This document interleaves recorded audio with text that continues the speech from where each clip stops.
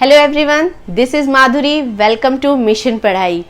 कैसे हैं आप लोग? आई होप सब लोग घर में बहुत अच्छे होंगे, पढ़ाई कर रहे होंगे और अपने सिलेबस को आप स्कूल ना जाने के बावजूद भी टाइम पर कंप्लीट कर लेंगे।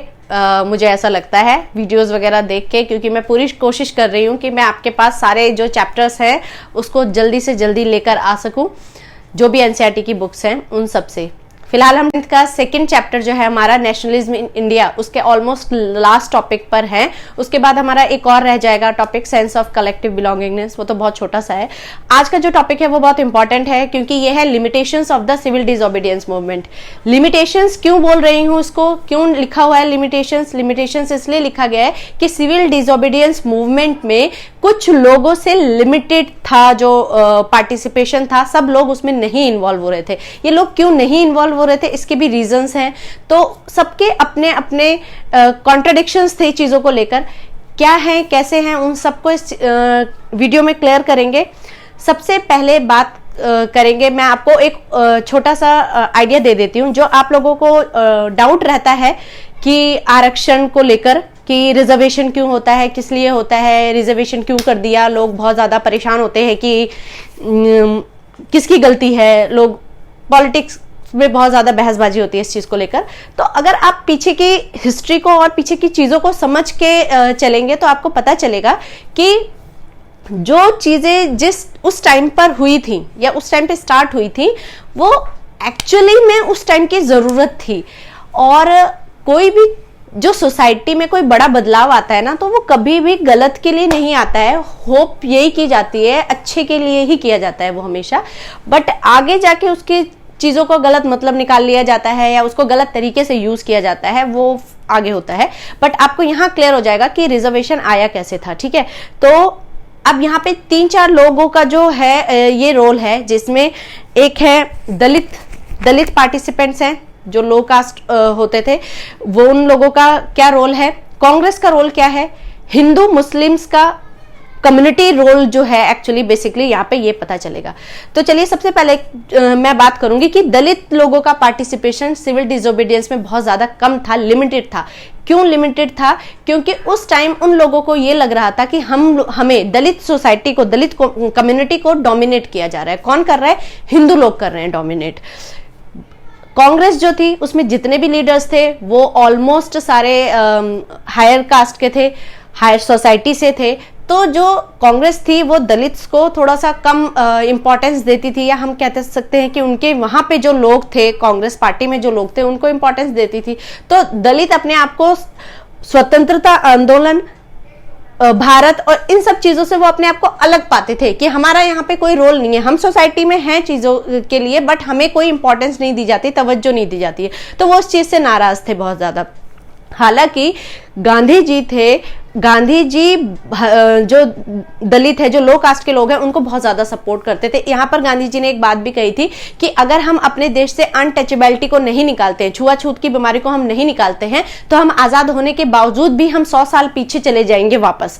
क्यों? क्योंकि हमें अपने समाज में डेवलपमेंट के लिए, विकास के लिए हमें क्या चाहिए? हमें सब लोगों का साथ चाहिए। अगर हम उन लोगों को भी छोड़ देंगे जो छुआछूत लोग, जो सफाई वगैरह, सफाई कर्मचारी होते हैं, जो सफाई करते थे, एक्चुअली सोसाइटी में एक वो कास्ट होता है जो साफ सफाई का ये काम करता है। तो इस चीज में उन लोगों का रोल जो है वो बहुत ज्यादा इंपॉर्टेंस है। गांधी जी उनकी इंपॉर्टेंस को बहुत ज्यादा मानते थे। तो गांधी जी का मानना था कि वो जो अनटचेबल्स हैं वो ऐसे नहीं है कि वो आपको, उनको छुओगे तो आपको कोई बीमारी हो जाएगी या आप गंदे हो जाओगे। नहीं, वो तो सोसाइटी में एक बेहतर साफ सफाई का काम कर रहे हैं। तो वो चीजें बहुत ज्यादा क्या है, सही है समाज के लिए। तो वो अनटचेबल्स नहीं है, वो क्या है, वो भगवान के ही लोग हैं, भगवान ने ही उनको भी बनाया है, आपने सोसाइटी में उनको डिफरेंशिएट किया है। तो गांधी जी ने उनको नाम दिया हरिजन का।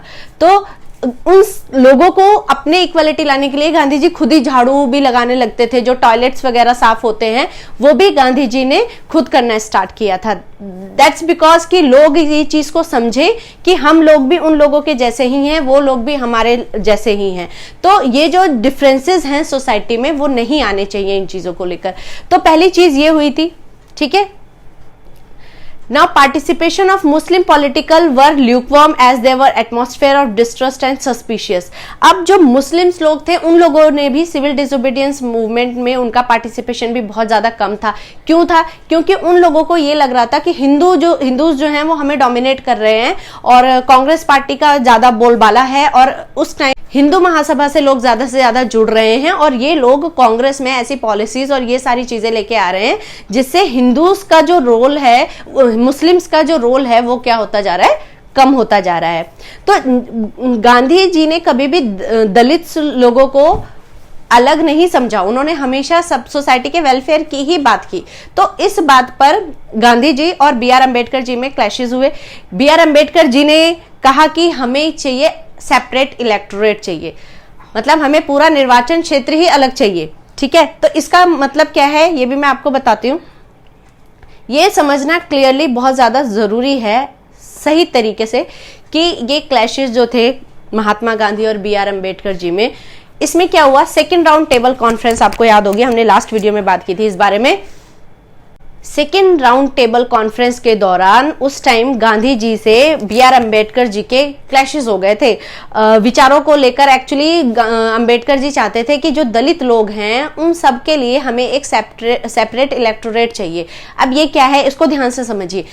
ये है कि जितने भी दलित हैं उन सबका अपना ही अलग निर्वाचन क्षेत्र होना चाहिए, उन सबका अपनी अलग कम्युनिटी होनी चाहिए, उनके लोग उन्हीं के लोगों को वोट देंगे। अच्छा, अगर ये वाली सिचुएशन हो जाए तो आपको क्या लगता है, आपको ऐसा नहीं लगता कि दलित लोगों का एक अलग ही स्टेट बन जाएगा और धीरे धीरे वो एक देश में तब्दील हो जाएगा? तो इस चीज के पक्ष में गांधी जी कभी नहीं थे। सेपरेट इलेक्टोरेट के लिए कभी भी गांधी जी ने अग्री नहीं किया। हालांकि से जो थे जिन्ना, वो भी मोहम्मद अली जिन्ना, वो भी यही चाहते थे कि मुस्लिम्स को एक सेपरेट इलेक्टोरेट मिले। इसके लिए भी गांधी जी, सरदार वल्लभ भाई पटेल ये कभी भी अग्री नहीं थे कि हम अपने देश के टुकड़े नहीं होने देंगे, क्योंकि अगर हमने एक सेपरेट इलेक्टोरेट एक को दे दिया तो कल को हर कम्युनिटी निकल के आएगी और वो कहेगी हमें अपना सेपरेट इलेक्टोरेट चाहिए। तो इसके लिए तो भाई कोई राजी नहीं था। हम कहाँ देश को एक लेके चलने की बात कर रहे हैं और कहाँ हम अपने रहते हुए ही देश के टुकड़े कर रहे हैं अलग अलग। तो इस चीज के लिए गांधी जी ने कभी अग्री नहीं किया। बल्कि जब ये क्लैशेस चल रहे थे तो गांधी जी अनशन पर भी बैठ गए थे, भूख हड़ताल पे बैठ गए थे अंटिल डेथ, कि मैं ये चीज के लिए कभी अग्री नहीं करूंगा।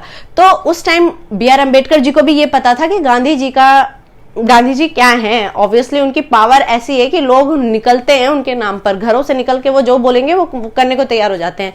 तो सारी चीजें मिला के, कुल मिला के फिर बी आर अम्बेडकर जी भी अग्री हुए गांधी जी की उस बात पे कि ठीक है, आप जो बोलेंगे, जैसा बोलेंगे करते हैं। सॉल्यूशन कुल मिला के ये निकला कि गांधी जी सेट कि सेपरेट इलेक्टोरेट नहीं देंगे, हम आप लोगों को रिजर्वेशंस दे देंगे। ठीक है, तो ये रिजर्वेशन इसलिए थे कि दलित लोगों को आगे लाने के लिए समाज में, ताकि उनका भी रोल हो, उनको एकदम सोसाइटी से अलग ना रखा जाए, उनके लिए भी रोल हो, तो इसलिए रिजर्वेशन लाया गया था। तो उस टाइम के हिसाब से, उस टाइम की जरूरत के हिसाब से और सोसाइटी के वेलफेयर के लिए वो चीज उस टाइम सही थी। ठीक है ना।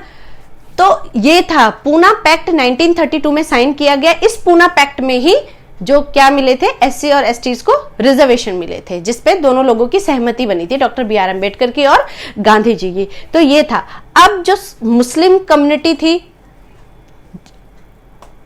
इन लोगों ने, ये लोग क्या चाहते थे, ये लोग चाहते थे कि हमें अलग से जो कांग्रेस है वो हमें डोमिनेट कर रही है और हम लोगों को भी वो सेपरेट इलेक्टोरेट नहीं दे रहे हैं।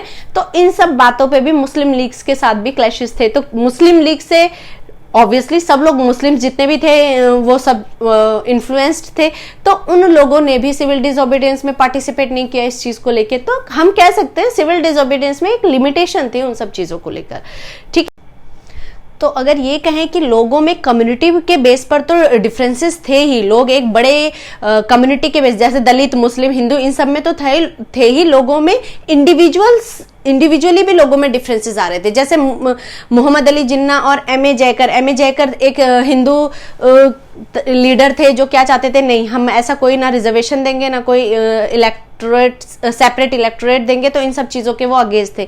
तो लोगों के जो थॉट्स हैं, जो आइडियोलॉजी थी, उनमें भी डिफरेंसेस आ रहे थे।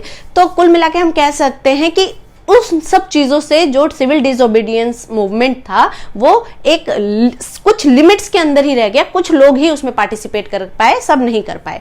तो आई होप आप सबको ये सब समझ में आया होगा, जो भी इसके इम्पोर्टेंट चीजें थी। मेन जो था कि पूना पैक्ट कब आया, क्यों आया, रीजन क्या था उसका, गांधी जी ने और अंबेडकर जी में जो भी क्लैशेस थे, इन लोगों ने अपनी बातों को कैसे नेगोशिएट किया, कैसे समझा।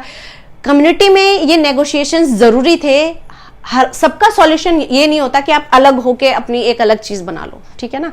तो कहीं ना कहीं कॉम्प्रोमाइजेस करने पड़ते हैं चीजों को लेकर, लोगों को लेकर, सोसाइटी को लेकर, कंट्री को लेकर। तो ठीक है, थैंक यू ऑल।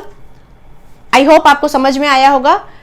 वीडियो को शेयर करिए फ्रेंड्स में, ज्यादा से ज्यादा लाइक करिए, सब्सक्राइब करिए चैनल को, सो दैट आपको नोटिफिकेशंस मिलते रहे। नेक्स्ट हमारा जो है सेंस ऑफ कलेक्टिव बिलोंगिंगनेस, वो मैं जल्दी से लेके आ रही हूं आपके पास। Till then bye.